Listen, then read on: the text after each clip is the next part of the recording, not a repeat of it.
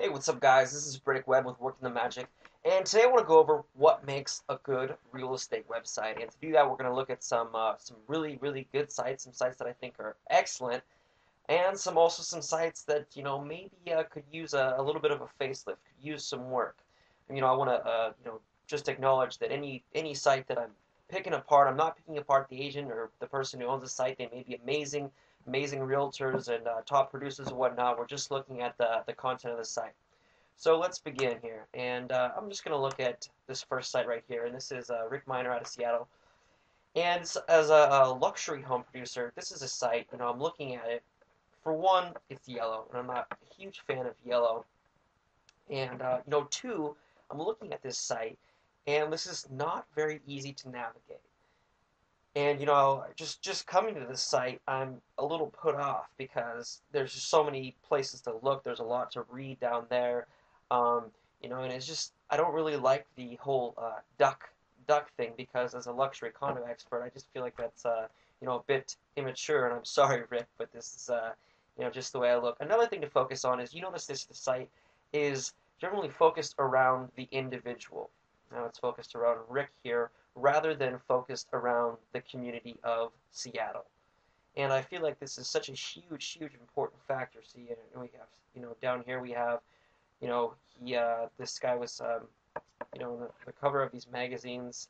It's like a top producer, whatnot. Very cool, very awesome. But in terms of the user friendliness, people coming here, it really is, not that appealing and not that clean and just does not look very good. Sorry, Rick. So moving on here, coming to another Portland, Oregon homes real estate site, and I'm looking at this site thinking, what is this? This looks like a site from the early '90s. Really, I mean, moving down here, there's, as you can see, it's very text heavy. We've got our picture here, and really, again, it's the focal point of the site is the agent rather than the community, and it's definitely something that's not a great quality. And again, there's the usability here. There's no map search that I can see. I can see current listings here, and it just does not look very professional at all. It looks like it was thrown together in about 50. Now let's start looking at some sites that are good. And this is a site I found, sellsandiego.com. This site I think is excellent. Now, as you can see on the front, we've got some very cool graphics here, and we have this little magnifying glass here that we can search the directory. This is excellent because people can search right. They can search for homes right there. This layout is much cleaner. It's organized, and as you can see, it's laid out in a way that's very simple. And as you can see as well, the focus here is on the consumer. It's on the person who's looking to buy a home. And what I really love about this site is they have some free guides, and as you can see, they have a picture right here of a book. And this looks incredibly valuable. And so when I click on one of these, the 4 R's of short sales, it takes me to this page, and I can fill out my information and get copies of these books. And what this does is it allows you to get their information right there. You get their phone number, you get their name, email address, and which is great for being able to give away free content, get people on your drip campaigns, and as well, just keep build those leads right there through this. So sellsandiego.com is an excellent site. As you can see, also they've got a solid social media integration right here with some Twitter, Facebook, LinkedIn, and YouTube buttons. If you click over to their Facebook, it's gonna take you to Greg Newman's site. Just, excellent, very cool. So next site, this is one of our sites, yourindhouses.com. As you can see, it's a very simple yet clean layout. And what's great about this site is, right, the first thing that you see, this is eye level with the user, is the search all Indianapolis homes. So it's plugged right into the IDX. Right below that, we have just a little bit about, the site, talking about this user friendliness and what it's able to do. And again, right here, right on the front page, we have a search. We can search for homes right there. again, down below, right in the middle here, we have all of the, close that out right there, all the area information down here. And down on the left-hand side, this is very cool about the WordPress blogs and just how effective they are in setting up the blogging aspect of it. And as you can see here, we've got just a ton of links to these blogs. These are great also for developing your SEO for some of those long-tail keyword searches here as well. And so these blogs are great. You can leave comments, and this is one of the better features of using WordPress.